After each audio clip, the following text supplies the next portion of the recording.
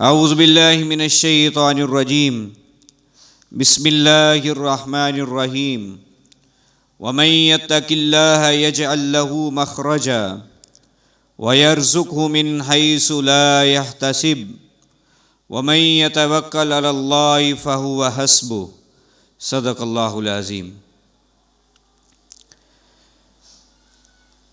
بڑی عزت کے اور وقار کے لائق بزرگوں، بھائیوں اور دوستوں،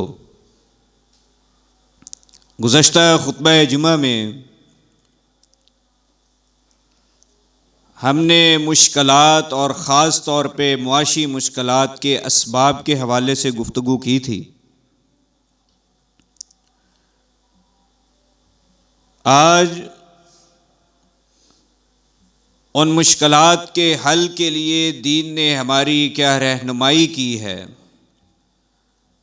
کون سے اعمال ہیں جن کو کر کے ہم ان مشکلات سے نکل سکتے ہیں، اس کے حوالے سے چند گزارشات آپ کے سامنے رکھوں گا۔ بنیادی طور پہ بات یہ ہے کہ کوئی مسئلہ ایسا نہیں ہے، کوئی مشکل ایسی نہیں ہے جس کا حل دین نے پیش نہ کیا ہو۔ اس لیے ہماری یہ کوشش ہوتی ہے کہ جب موضوع منتخب کیے جائیں تو ان کی ایک ترتیب رکھی جائے۔ تو مشکلات کے جب اسباب بیان کیے ہیں تو اس کے ساتھ ان مشکلات سے نکلنے کے اسباب اور اعمال بیان کرنا بھی ضروری ہے۔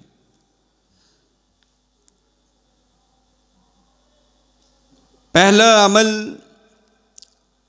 جو ہمیں کرنا چاہیے وہ ہے ایمان اور عمل صالح۔ ایمان کے تحت دو چیزیں بنیادی ہیں۔ ایک یہ کہ ایمان کسے کہتے ہیں، اس میں نبی کریم صلی اللہ علیہ وآلہ وسلم نے حدیث جبریل میں حضرت جبریل کے سوال پہ فرمایا، انہوں نے کہا مل ایمان یا رسول اللہ کے پیغمبر، ایمان کسے کہتے ہیں؟ تو آپ نے اس کے 6 ارکان گنوا دیے کہ یہ 6 چیزیں ایمان ہیں۔ اللہ پر ایمان، تمام رسولوں پر ایمان، تمام آسمانی کتابوں پر ایمان، انبیاء پر ایمان، فرشتوں پر ایمان، آخرت پر ایمان اور تقدیر پر ایمان۔ تو یہ ساری چیزیں، یہ وہ ڈیفائن ہے جس کو رسول اللہ صلی اللہ علیہ وسلم نے کر دیا کہ ایمان کسے کہتے ہیں۔ اور اگر ہم دوسرے طور پہ مطالعہ کریں شریعت کا تو ایمان 3 چیزوں کا نام ہے۔ آپ کی زبان کا اقرار کہ آپ نے پڑھ لیا کہ میں ایک اللہ کو مانتا ہوں، آپ نے پڑھ لیا زبان سے کہہ دیا کہ میں نبی کریم صلی اللہ علیہ وسلم کو اللہ کا بندہ اور رسول مانتا ہوں، یہ اقرار ہے۔ دوسرا، آپ کے دل کی تصدیق، جو آپ زبان سے کہہ رہے ہیں دل سے بھی اس پر اطمینان اور تصدیق ضروری ہے۔ تیسری چیز کہ جس کا آپ نے زبان سے اقرار کیا ہے، دل سے آپ اس کی تصدیق کر رہے ہیں، آپ کا عمل بھی اس کے مطابق ہے یا نہیں۔ تو جب یہ تینوں چیزیں شامل ہوتی ہیں تو پھر بندہ مومن کہلاتا ہے۔ تو یہ 2 اعتبار سے ہم ایمان کو پرکھتے ہیں، 2 اعتبار سے ہم ایمان کو جاننے کی کوشش کرتے ہیں۔ تو اللہ رب العزت نے قرآن مجید میں ارشاد فرمایا، من عمل صالحا من ذکر او انثی فلنحیینہ حیاۃ طیبہ وَلَنَجْزِيَنَّهُمْ أَجْرَهُمْ بِأَحْسَنِ مَا كَانُوا يَعْمَلُونَ۔ جو نیک عمل کرے گا، مرد ہو یا عورت، ہم اس کو حیات طیبہ دیں گے۔ حیات طیبہ میں مفسرین نے بہت ساری چیزیں بیان کی، کشادہ رزق، حلال رزق، قناعت، مشکلات سے نجات، آسانی، بیماری سے شفا یابی، رشتہ داریوں کو جوڑنا، اولاد کا فرما بردار ہونا، رزق اور روزی کے معاملات کے آسان ہو جانا، یہ ساری چیزیں حیات طیبہ میں آتی ہیں۔ اور یہ دنیاوی زندگی ہے اور یہ زندگی جب اخروی زندگی میں کنورٹ ہوگی، وہاں حیات طیبہ کیسی ہوگی کہ جب آپ قبر میں جائیں تو آپ کو سوالات کے جواب آ جائیں، جب آپ قبر میں جائیں تو جنت کی طرف سے آپ کا بستر مہیا کر دیا جائے، اور جب آپ قبر میں پہنچے تو قبر میں آپ کو جنت کی طرف سے میوے اور ہوا ملے، جنت کی طرف سے آپ کے لیے ونڈو کھل جائے، جنت کا اے سی لگ جائے آپ کے لیے، یہ اخروی حیات طیبہ ہے۔ تو اللہ فرماتے ہیں جس کو یہ حیات طیبہ چاہیے، عامل صالحا، وہ نیک عمل کرے، وہ عمل کرے جو میرے رسول کریم صلی اللہ علیہ وآلہ وسلم نے بتائے ہیں، وہ ان کی سنت پر مکمل طور پہ عمل کرنے والا بنے۔ تو یہ پہلی چیز ہے جس کو کر کے ہم مشکلات سے باہر نکل سکتے ہیں۔ دوسری چیز، نبی کریم صلی اللہ علیہ وآلہ وسلم کی سنت سے اختلاف مت کریں، اس کی مخالفت کبھی نہ کریں زندگی میں، چاہے آپ زندگی کے جس مرضی مقام پہ پہنچ جائیں، جس مرضی رتبے پہ پہنچ جائیں، سنت کے مقابلے میں آپ کی حیثیت وہی ہے جو ہونی چاہیے۔ سنت کو ہمیشہ فوقیت دیں، سنت کو بلند رکھیں، اس کو مقام دیں اور اس کے مطابق زندگی بسر کرنے کی کوشش کریں۔ اللہ رب العزت نے قرآن مجید میں فرمایا فَلْيَحْذَرِ الَّذِينَ يُخَالِفُونَ عَنْ أَمْرِهِ أَن تُصِيبَهُمْ فِتْنَةٌ أَوْ يُصِيبَهُمْ عَذَابٌ أَلِيمٌ۔ میرے رسول کریم صلی اللہ علیہ وسلم کی حکم سے خلاف ورزی کرنے والوں کو باز آ جانا چاہیے، رک جانا چاہیے نبی کریم صلی اللہ علیہ وسلم کی مخالفت کرنے سے۔ ان تصیبہم فتنہ او یصیبہم عذاب علیم، اگر وہ مخالفت رسول کرتے رہیں گے تو ان کو فتنہ پہنچے گا اور ان کو دردناک عذاب پہنچے گا۔ یہ دنیا کا تذکرہ ہے۔ دنیا میں فتنہ، کفر اور شرک کا فتنہ، مال کا فتنہ، اولاد کا فتنہ، مشکلات، تنگیاں، یہ ساری چیزیں فتنہ اور آزمائش ہیں۔ یہ آزمائشیں آئیں گی کہ اگر آپ رسول کریم صلی اللہ علیہ وسلم کی مخالفت کریں گے۔ اور اگر آپ اس کو مثالوں میں جا کر دیکھیں تو ایک مثال ہمارے لیے کافی ہے اس سارے مسئلے کو سمجھنے کے لیے، غزوہ احد کی۔ پہلے بھی میں نے ایک دفعہ ذکر کیا تھا کہ آپ نے 50 تیر انداز درے پہ مقرر فرما دیے، کہا ہمیں شکست ہو یا فتح تم نے درہ نہیں چھوڑنا میرے حکم کے بغیر۔ یہ نبی صلی اللہ علیہ وسلم کا حکم ہے، سنت ہے، آپ نے کہہ دیا، اس کو کرنا تھا۔ ان پہ ایک امیر بھی مقرر فرما دیے، دیکھا کہ مسلمانوں کو فتح ہوگی اور مال غنیمت اکٹھا کرنا شروع کر دیا صحابہ نے۔ تو ان صحابہ نے کہا اب تو فتح ہوگی، اب کیا ہو سکتا ہے، کافروں کا لشکر ہم نے آگے لگا لیا ہے، ان کو شکست ہو گئی ہے۔ درہ چھوڑا، کافروں نے بیک سے آ کر حملہ کر دیا۔ ان کے جو امیر تھے اور وہ آوازیں دیتے رہے، کہتے اللہ کے بندو ہمیں یہاں رکنا ہے، ہمیں نبی کریم صلی اللہ علیہ وسلم کا حکم ہے۔ اس ایک سنت اور حکم کی مخالفت کی وجہ سے جو مشکل آئی وہ آپ کے سامنے ہے۔ تو اس لیے نبی کریم صلی اللہ علیہ وسلم کی ہر سنت قابل عمل ہے، اس کو عمل میں لائیں، اس کی مخالفت نہ کریں۔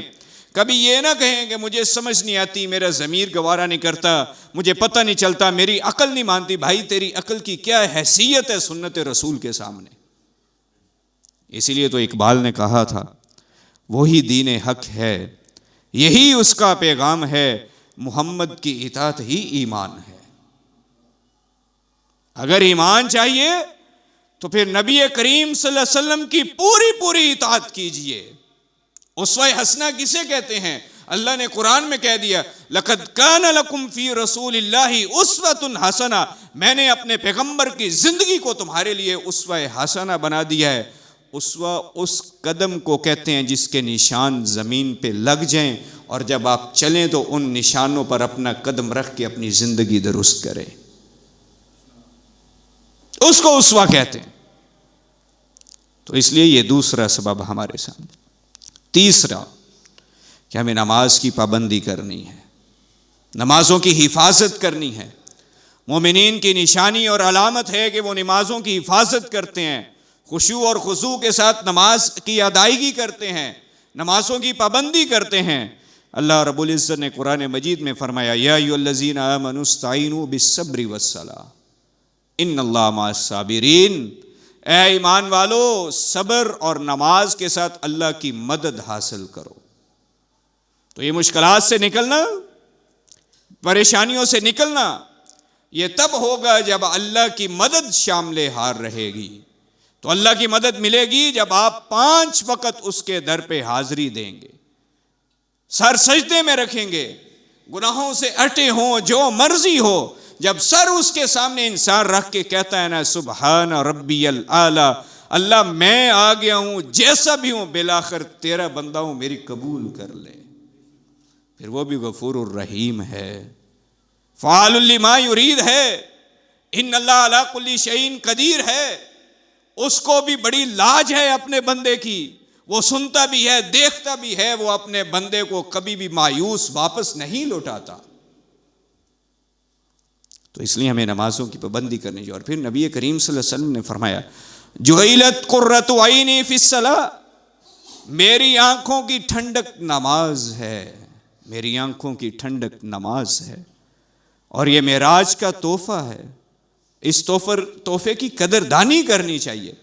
اور آخری حکم جو نبی کریم صلی اللہ علیہ وسلم بطور وصیت اس دنیا سے رخصت ہوتے ہوئے فرما کے گئے، آپ نے فرمایا الصلاۃ وما ملکت ایمانکم، میری امت 2 چیزوں کا لازمی خیال رکھنا، ایک نماز کا، دوسرا اپنے ماتحت لوگوں کا۔ یہ آخری وصیت جو آپ فرما کے اس دنیا سے رخصت ہو رہے۔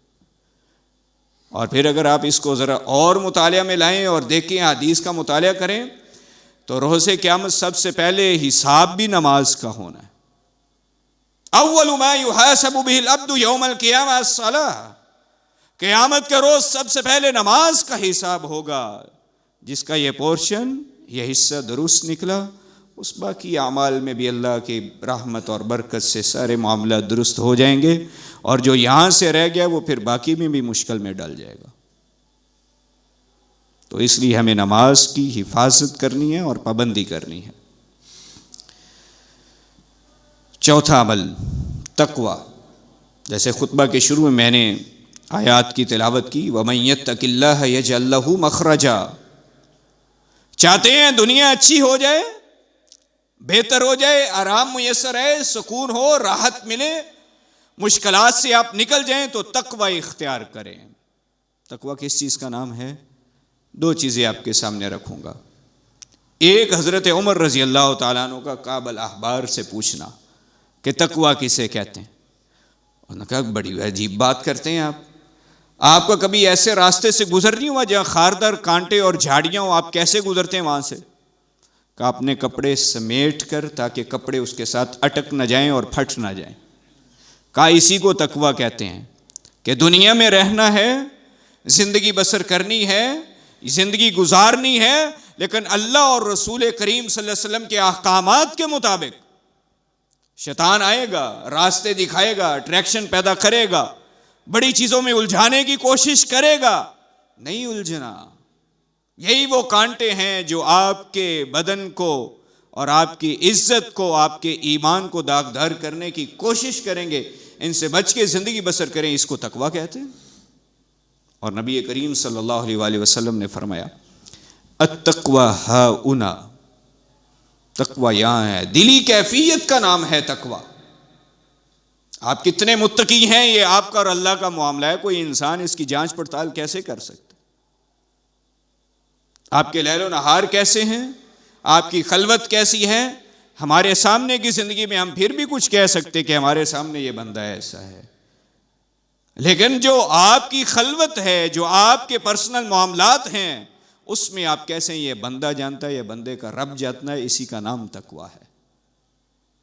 اتق اللہ حیث ما کنت، نبی کریم صلی اللہ علیہ وآلہ وسلم نے فرمایا اللہ سے ڈرو جہاں کہیں بھی ہو، لوگوں کے سامنے ہو یا لوگوں سے پوشیدہ ہو، اکیلے ہو یا معاشرے کے سامنے ہو، مسجد میں ہو یا بازار میں، مسجد میں ہو یا کاروبار میں، دنیاوی معاملات میں ہو یا دینی معاملے میں، اتق اللہ حیث ما کنت، جہاں بھی ہیں اللہ سے ڈر کر زندگی بسر کریں۔ اس لیے فرمایا وَمَن يَتَّقِ اللَّهَ يَجْعَل لَّهُ مَخْرَجًا، جو اللہ سے ڈر جاتا ہے، تقوی اختیار کرتا ہے، اللہ مشکلات سے نکلنے کا راستہ بنا دیتے ہیں اس کے لیے۔ جتنی بھی مشکل ہو، جتنی بھی پریشانی ہو، اللہ راستہ دے دیتے ہیں، وہاں سے انسان نکل جاتا ہے۔ وَيَرْزُقْهُ مِنْ حَيْثُ لَا يَحْتَسِبُ، دوسرا فائدہ، رزق وہاں سے ملے گا جہاں سے انسان کا وہم و گمان بھی نہیں ہوگا، انسان کی سوچ بھی نہیں وہاں پہنچے گی، وہاں سے رزق ملے گا۔ اور پھر اسی طرح فرمایا وَمَن يَتَّقِ اللَّهَ يَجْعَل لَّهُ مِنْ أَمْرِهِ يُسْرًا، جو تقوی اختیار کرتا ہے، اللہ سے ڈر کے زندگی بسر کرتا ہے، اللہ اس کے معاملات میں آسانی پیدا فرما دیتے ہیں، جو اللہ رب العزت نے قرآن مجید میں فرمایا۔ اسی طرح فرمایا وَلَوْ أَنَّ أَهْلَ الْقُرَىٰ آمَنُوا وَاتَّقَوْا لَفَتَحْنَا عَلَيْهِمْ بَرَكَاتٍ مِّنَ السَّمَاءِ وَالْأَرْضِ، اگر کوئی بستی والے تقوی اختیار کر لیں، اللہ سے ڈر کر زندگی بسر کرنے والے بن جائیں، لَفَتَحْنَا عَلَيْهِمْ بَرَكَاتٍ مِّنَ السَّمَاءِ وَالْأَرْضِ، تو ہم آسمان اور زمین کی برکات کے دروازے ان کے لیے کھول دیں گے۔ تو اگر چاہیے کہ اللہ برکت کے دروازے کھول دیں تو پھر تقوی اختیار کرے، اولاد کی تربیت، گھر والوں کی تربیت، اپنے ماتحت لوگوں کی تربیت، ہمسائیگی کا خیال، ساتھ والوں کا خیال، بھائیوں سے تعلق، پیار، صلہ رحمی، سارا تقوی کی بنیاد پہ ہونا چاہیے۔ اولاد کی تربیت کریں، اولاد کی تربیت کا آپ سے سوال ہونا ہے، آپ کے ماتحت لوگوں کی تربیت کا آپ سے سوال ہونا ہے۔ کیوں نہیں کرتے؟ دنیا کے سارے کام ان کو سمجھا دیے، سب کچھ بتا دیا، کون سی ڈگری کرنی ہے، کیسے کاروبار کرنا ہے، کون سا معاملہ کرنا ہے، نہیں سکھایا تو رسول اللہ کا دین نہیں سکھایا۔ تو اس لیے ان چیزوں پر توجہ کی ضرورت ہے۔ پانچویں چیز، توبہ استغفار۔ گناہ ہو گئے ہیں، پریشان ہوں، نادم ہوں، پشیمان ہوں، اس کو بیان نہ کریں، اس کا اظہار نہ کریں کسی کے سامنے، اظہار ایک ہی ذات کے سامنے کرنا ہے اور وہ اللہ کی ذات ہے، اس کے سامنے سر رکھ دیں اور کہیں اللہ میں پاپوں سے بھرا ہوا تیرا بندہ آ گیا تیرے سامنے، اب میں تیرے سامنے حاضر ہوں، میرا تجھ سے وعدہ ہے آئندہ نہیں کروں گا، مجھے یہ توفیق دے کہ میں آئندہ یہ کام نہ کروں، میری پچھلی معاف کر دے، آگے کا میں وعدہ کرتا ہوں۔ اس سے بڑا پھر بخشن ہار بھی کوئی نہیں، اس سے بڑا سمیٹنے والا بھی کوئی نہیں، پردے رکھنے والا بھی کوئی نہیں، تو اس کے سامنے پیش ہو جائیں۔ اس لیے اللہ تعالیٰ نے قرآن مجید میں فرمایا وَمَا أَصَابَكُم مِّن مُّصِيبَةٍ فَبِمَا كَسَبَتْ أَيْدِيكُمْ وَيَعْفُو عَن كَثِيرٍ، مشکل آتی ہے کس وجہ سے؟ یہ جو ہم غلطیاں، گناہ، خطائیں کرتے ہیں، اس وجہ سے غلطیاں کرتے ہیں تو کیا ہوتا ہے کہ اللہ تعالیٰ پکڑ لیتا ہے ہمیں، ہم مشکل کا شکار ہو جاتے ہیں۔ اور پھر اللہ تعالیٰ نے قرآن مجید میں فرمایا فَقُلْتُ اسْتَغْفِرُوا رَبَّكُمْ إِنَّهُ كَانَ غَفَّارًا يُرْسِلِ السَّمَاءَ عَلَيْكُمْ مِدْرَارًا وَيُمْدِدْكُمْ بِأَمْوَالٍ وَبَنِينَ وَيَجْعَلْ لَكُمْ جَنَّاتٍ وَيَجْعَلْ لَكُمْ أَنْهَارًا، کہ اللہ سے استغفار کرو، استغفر اللہ پڑھو، دل کو صاف کرو، اپنے آپ کو اس کے سامنے پیش کرو، انہو کان غفارا، وہ سب سے بڑا معاف کرنے والا ہے۔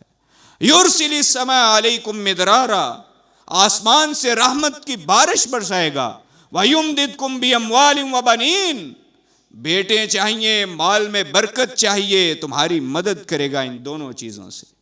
وَيَجْعَلْ لَكُمْ جَنَّاتٍ وَيَجْعَلْ لَكُمْ أَنْهَارًا، یہ دنیا کا معاملہ تھا، آخرت میں تمہارے لیے باغات اور اس کے نیچے نہریں چلتی ہوں گی۔ تو یہ فائدہ ہے استغفار کرنے کا کہ آپ استغفر اللہ پڑھیں، دل سے پڑھیں، صرف زبان کا ورد نہ ہو، صرف زبان کا ہلنا نہ ہو، تسبیح کے منکوں کا گرنا نہ ہو، ساتھ میں آپ کے اعمال کی درستی بھی شامل ہو، اس میں پھر فائدہ ہے استغفر اللہ پڑھنے کا۔ آپ کو پتا ہو کہ میں کس سے مخاطب ہوں، کس کا ذکر کر رہا ہوں، کس کا ورد کر رہا ہوں، کس کو کہہ رہا ہوں، کس سے کیا التجا کر رہا ہوں، پھر فائدہ ہے۔ اس طرح چھٹی چیز، اللہ سے دعا بھی کیا کریں، دعا کی قبولیت کے اوقات بھی ہیں، اس پہ پورا موضوع ہم بیان کریں گے انشاءاللہ۔ دعا کریں اللہ سے، اللہ نے قرآن مجید میں فرمایا وَإِذَا سَأَلَكَ عِبَادِي عَنِّي فَإِنِّي قَرِيبٌ اجیب دعوت الداعی اذا دعان، اور میرا بندہ آپ سے یہ پوچھتا ہے کہ رب کہاں ہے، اسے کہو کہ میں بہت قریب ہوں. اجیب دعوت الداعی اذا دعان، میں اس کی دعا کا جواب دیتا ہوں جب بھی وہ مجھے پکارے گا، جب بھی وہ مجھ سے دعا کرے گا. اور اگر آپ حدیث مصطفیٰ کا مطالعہ کریں تو اللہ رب العزت ہر رات کے آخری پہر میں، جس کو ہم پچھلی رات کہتے ہیں، تہجد کا وقت، آسمان دنیا پہ پہلے آسمان پہ آ کر آواز لگاتے ہیں. ہر رات بلا ناغہ کیا آواز لگاتے ہیں؟ من یدعونی فاستجیب لہ، من یسألونی فاعطیہ، من یستغفرونی فاغفر لہ. کون ہے جو مجھ سے دعا کرے میں اس کی دعا قبول کروں؟ کون ہے جو مجھ سے مانگے سوال کرے میں اس کو عطا کروں؟ کون ہے جو مجھ سے معافی مانگے میں اس کو معاف کر دوں؟ ہمارے جانے میں دیر ہے، اس کے آنے میں تو کوئی دیر نہیں ہے. وہ تو ہر رات ہمیں پکار رہا ہے. ہم غفلت میں ہیں، ہم ذرا کھنچے کھنچے ذرا دور دور ہیں. اللہ ہمیں اپنے قریب ہونے کی توفیق عطا فرما دے. اس طرح حضرت سلمان فارسی رضی اللہ تعالیٰ عنہ فرماتے کہ نبی کریم صلی اللہ علیہ وسلم نے فرمایا، اللہ حی کریم، اللہ بڑا کرم والا ہے، لاج رکھنے والا ہے، باحیا ہے، حیا والوں کو پسند کرتا ہے. یستحیی اذا رفع الرجل الیہ یدیہ ان یردہما صفرا خائبتین، کہ اللہ کو یہ پسند نہیں ہے کہ میرا بندہ میرے سامنے ہاتھ اٹھائے اور میں ان کو خالی واپس لوٹا دوں. یہ اللہ کو پسند ہی نہیں ہے. اس لیے رسول کریم صلی اللہ علیہ وسلم فرمایا بندہ جب دعا کرتا ہے تو 3 چیزیں ہوتی ہیں: فوراً قبول، اس کے لیے خزانہ، اس پر آنے والی کوئی مشکل دور. 3 میں سے ایک کام ضرور ہوتا ہے دعا کے ساتھ. شرط کیا ہے؟ کہ دعا ایسی ہو جس میں نہ کوئی گناہ کا کام ہو اور نہ کوئی رشتہ داری توڑنے کا کام ہو. یعنی کسی کے خلاف دعا نہ ہو، کسی گناہ کی توفیق نہیں مانگ لینی، کوئی گناہ والا کام نہیں مانگ لینا، اس میں کوئی غلط شریعت کے خلاف چیز نہیں مانگ لینی، کوئی صلہ رحمی سے ہٹ کے معاملہ نہیں ہونا چاہیے. اللہ اس دعا کا ضرور فائدہ دیتے. 3 فائدے: یا فوراً قبول ہو جائے گی، آپ کا کام ہو جائے گا، یا آپ کے نامہ اعمال میں وہ لکھ دی جائے گی کہ آپ کو اس کا اجر و ثواب ملے گا قیامت کے دن، یا آپ پر کوئی مشکل آنے والی، اللہ اس مشکل کو دور کر دے گا. یہ تینوں میں سے ایک فائدہ لازمی حاصل ہوتا ہے. تو اس لیے دعا کرنی چاہیے. اس طرح درود پڑھیں نبی کریم صلی اللہ علیہ وسلم، ضرور پڑھیں، جتنا پڑھ سکتے ہیں پڑھیں، کوئی حد ہی نہیں ہے. جتنا پڑھ لیں گے اس سے آگے کی ہمت لگا کے پڑھ لیں اور پڑھ لیں، اس سے آگے کی ہمت لگا کے پڑھ لیں اور پڑھ لیں. اللہ تعالیٰ نے قرآن مجید میں فرمایا ان اللہ و ملائکتہ یصلون علی النبی یا ایھا الذین آمنوا صلوا علیہ وسلموا تسلیما، کہ اے اللہ اور اس کے فرشتے نبی کریم صلی اللہ علیہ وسلم پر اللہ رحمت بھیجتے ہیں، فرشتے درود بھیجتے ہیں. تو ہمیں بھی حکم ہے اے ایمان والو صلو علیہ وسلموا تسلیما، درود پڑھو اور سلام بھی بھیجو. یہ جب آیت نازل ہوئی تو صحابہ نے پوچھا حضور سلام کا تو ہمیں پتہ ہے، یہ جو ہم تشہد میں پڑھتے ہیں السلام علیکہ ایھا النبی ورحمۃ اللہ وبرکاتہ، تو درود کیسے؟ آپ نے کہا یہ درود ابراہیمی ہے، پڑھو. پھر چھوٹے درود بھی ساتھ سکھا دیے. درود پڑھیں، ضرور پڑھیں، کوشش اور محنت سے پڑھیں، لیکن مسنون پڑھیں.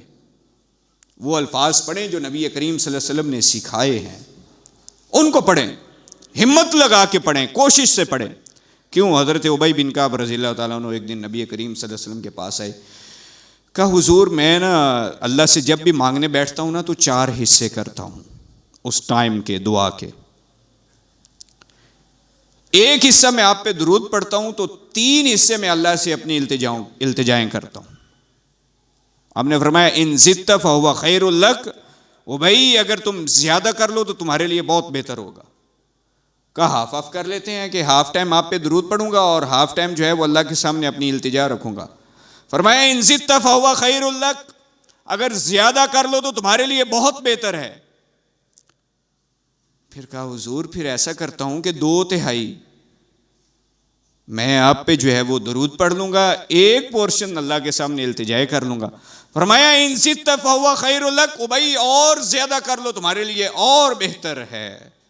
کہا حضور میں مانگتا ہی کچھ نہیں، درود ہی پڑھتا رہوں گا۔ کہا ہاں اذن تکفی ہمک ویغفر لک ذنبک، اب بات بنی ہے اللہ تیری مشکلات بھی دور کر دے گا، تیرے گناہ بھی معاف کر دے گا۔ کتنی فضیلت ہے! اس لیے میں کہتا ہوں ضرور پڑھیں، مسنون پڑھیں، ہمت لگا کے پڑھیں، سفر میں عادت بنا لیں، کام پہ آتے جاتے عادت بنا لیں، درود پاک پڑھیں نبی کریم صلی اللہ علیہ وسلم، تو مشکلات دور ہوتی ہیں۔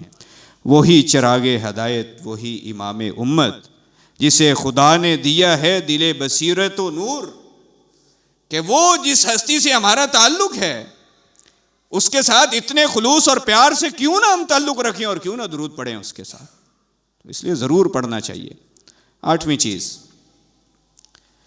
شکر کریں، اور اس کے ساتھ 9ویں چیز، صبر بھی کریں۔ جو مل گیا ہے اس پہ شکر ادا کریں، جو چھن گیا ہے اس پہ صبر کر لیں۔ یہ 2 صفتیں انسان میں آ جائیں تو بڑی مشکلات جو ہے وہ آسانی سے گزر جاتی۔ جو ملا ہے اس پہ شکر کر لیں۔ نبی کریم صلی اللہ علیہ وسلم شکر کے لیے پتہ کیا کیا کرتے تھے؟ عبادت زیادہ کیا کرتے تھے۔